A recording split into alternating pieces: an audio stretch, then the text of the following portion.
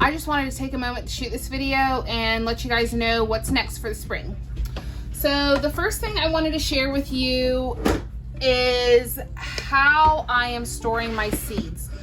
These photo storage containers were suggested in a few of the garden groups that I'm a part of, and they have worked out really nicely for me. I don't think that I've shared these before, but these are available at Michael's. You can order them on Amazon, and inside they have the little separate containers, large enough for 4x6 photos, so seed packets fit well in these. And what I've done is I've organized mine according to planting times. So everything in the warm colors up top are going to be things that get planted in the spring and summer, and everything down below, cool colored items, are going to be things that get planted in the fall and in the winter. So up here I have things like tomatoes, peppers, cucumbers, corn. Down here, kale, carrots, broccoli, radishes, beets, things of that nature. So this works out really well. I feel if you are looking for a nice way to keep your seeds organized. They also have these containers in just the clear plastic if you're not a fan of all of the colors. But I came through and I labeled each container, so this helps keep me nice and organized. One thing that I'm going to be trying this year that I haven't tried before is seed starting in this this multi-cell tray right here.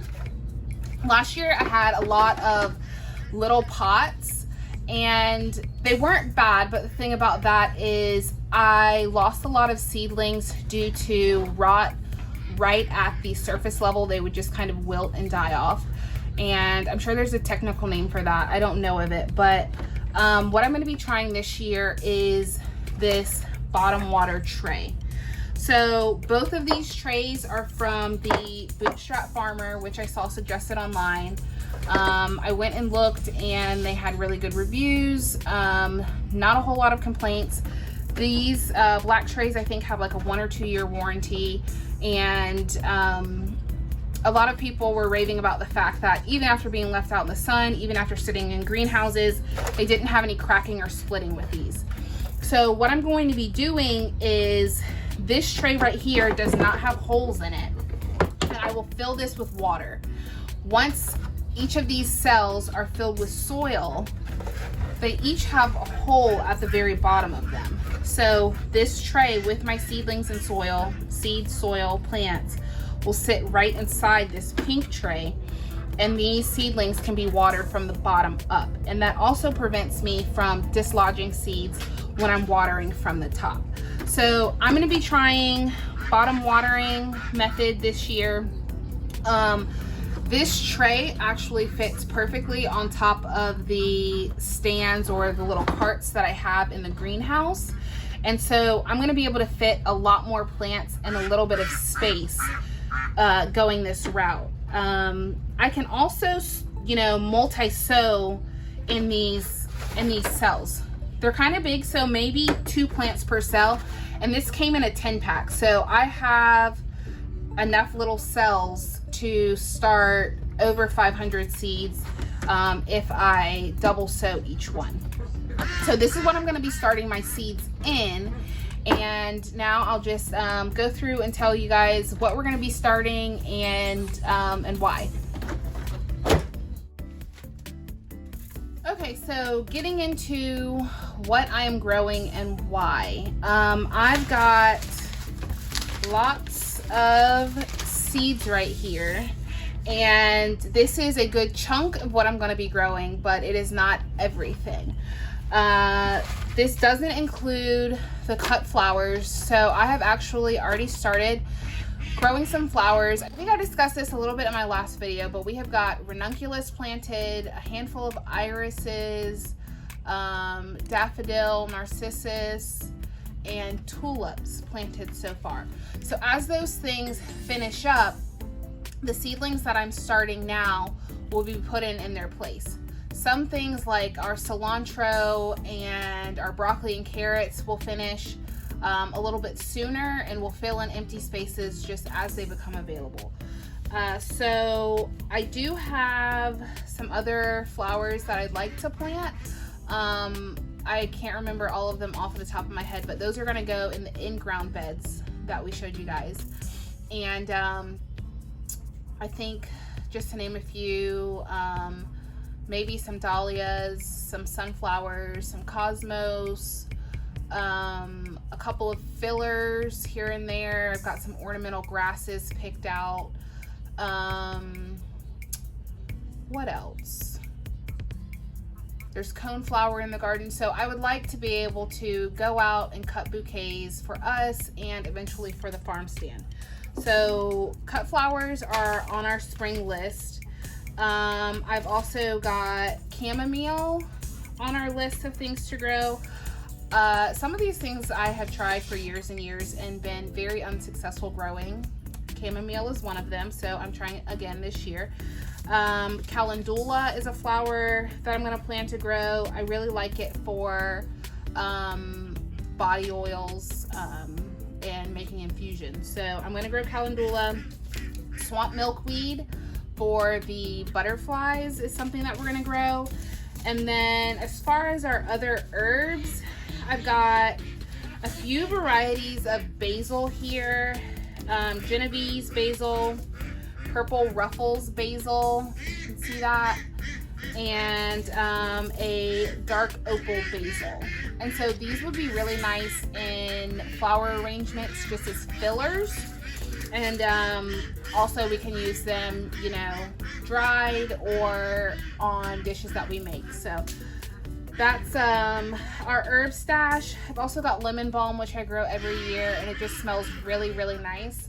And something new that I'm trying this year is ashwagandha. So this, I'll have to update you guys on because I've never tried growing that from seed. Let's see what else we have here. So for our peppers, let's make sure I've got them all. So as far as peppers go this year, I'm going to be trying the lemon habanero, which is a hot pepper, cayenne, and the early jalapeno. These are all from the Mi Gardener.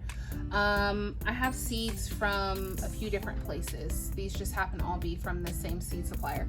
The jalapenos, I like to can. So that's why we're growing these along with the habaneros. I'll use these for some of my jellies and jams. And then the cayenne, I would like to make pepper flakes from this and have a good stash of these set aside to make fire cider out of. So that's my plans for the peppers: fire cider and pepper flakes for seasoning, pepper jelly, and then canned jalapenos. I think I've definitely grown the jalapenos before. I've grown a few cayennes here and there, and I haven't had a whole lot of luck starting habanero from seed. So we'll see how it goes with the habaneros. Oh, I also have paprika peppers. So I'd like to grow some of these for our own seasoning cabinet. The ducks are always so loud. Okay, let's see what else. Okay, cucumbers. So I've got the Armenian yard long, and I've got the, I'm gonna close this window.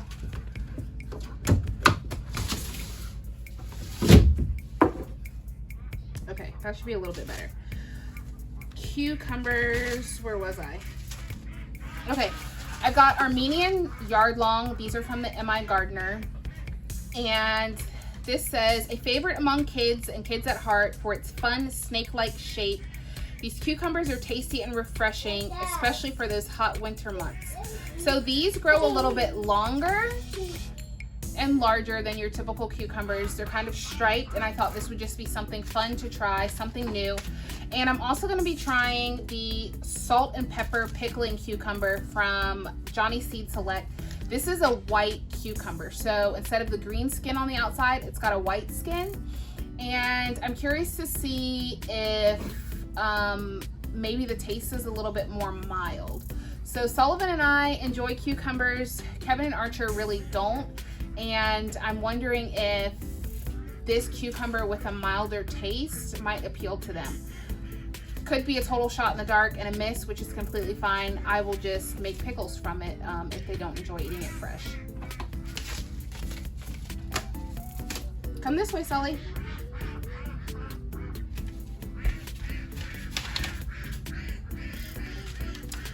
Okay. Corn is, do you want to sit with Mama? Okay, so I've got the Natural Sweet F1 Organic Super Sweet Corn from Johnny Seed Select right here. Kevin and Archer really like corn. Sully likes corn. It's something that I know my family will eat. We are going to really try to get a good crop of sweet corn this year. We can eat it fresh, and then we can also freeze the rest or can it. So fingers crossed that this goes well for us. We've got corn on the lineup. Let's see what else. As far as melons, I've tried both of these so far and been very unsuccessful, but I've got Canary Yellow and I'm trying the Dixie Queen again. We actually have a friend who grows watermelons and he's really good at it. And I am hoping that he will be able to give me some pointers for our melons this year. So Robert Franklin, if you happen to be watching, I am open to any information that you could share with us to hopefully get a couple of watermelons this year in our garden. All right, let's see what else. We have jack-o'-lantern pumpkins. Archer did actually successfully grow a little sugar baby pumpkin last year. So I have my fingers crossed for this jack-o'-lantern. I'd really like to grow a pumpkin that the boys can carve. And we're also going to try the North Georgia Candy Roaster as far as having something to eat and then set aside a few of these. I hear it's really sweet. These can be made into pumpkin pies. Sully really liked the butternut squash last year when I grew those, so I'm hoping this will be a hit also. I think that I forgot to pull my tomatoes. So I have everything written down here, and I'm going to be growing striped Romas and orange currant tomatoes. So the Roma tomato is a good canning tomato. I can make sauce or paste out of that. And the striped Roma is really just a little Roma tomato, and it's orange and red. It has orange and red stripes. And the orange currant tomato is a really little cherry tomato. And I am growing those specifically for Sullivan because he loves cherry tomatoes. And I love for the boys to have something that they can go outside and just snack on. It's fresh food, it's good for them, and it's a way to kind of pull them into the garden. I think the last major thing that we're going to be planting this spring is going to be potatoes. So we have grown potatoes before. I can't remember any specific variety name off the top of my head, but we ordered 20 pounds of seed potatoes from Johnny Seed Select. And the varieties, I have everything written down here in my notebook, but the varieties that we're going to be growing are the Belmondia, the Adirondack Blue, the Yukon Gold, and the Satina potato. If you know my guys, you know that they love everything potato. So mashed potato, potato chips, fries, hash browns, the whole nine. And I really want to focus more on growing things that everyone likes to eat. I'm definitely not counting out things that the boys don't like okra or green beans or, you know, whatever else, slicer tomatoes, whatever the case may be. But I definitely do want our garden to be working for us. And so we have a huge planting space. There's no reason why I can't try to narrow down varieties of things that will work for us and things that we will get more use out of. I love green beans, but it really doesn't make a whole lot of sense for me to grow 5 beds worth of green beans when everyone's going to complain about eating green beans. I can grow 1 or 2 plants, can a couple of cans of beans just for myself, and use that space more wisely for our family. And so that's one of my goals this year in gardening, is to fill it with things that everyone can enjoy, and not just myself. Kevin's not big on veggies, but like I said, he does like corn, he does like potatoes. If I can get, you know, a handful of both of those things, then he gets to eat something fresh as well. So that's what I'm shooting for as far as the garden is concerned. One other thing that I'm working on right now is reading up on natural beekeeping. So I have ordered my packaged bees, and they should be here, I think, by the end of March. And we've got 3 packages of bees. I have a hive I have put together already, and I'm going to be working on putting together 2 more hives. So we'll have a hive set up for each package of bees. And in the meantime, I am going to be just preparing the area where the bees will be kept. I want to plant some wildflowers over there. And I also need to work on leveling out the hives once they're built. And I think what I'm going to do is I will probably take a video of, you know, getting one of those hives put together, leveling off the table and preparing the area so that you guys can see that come together.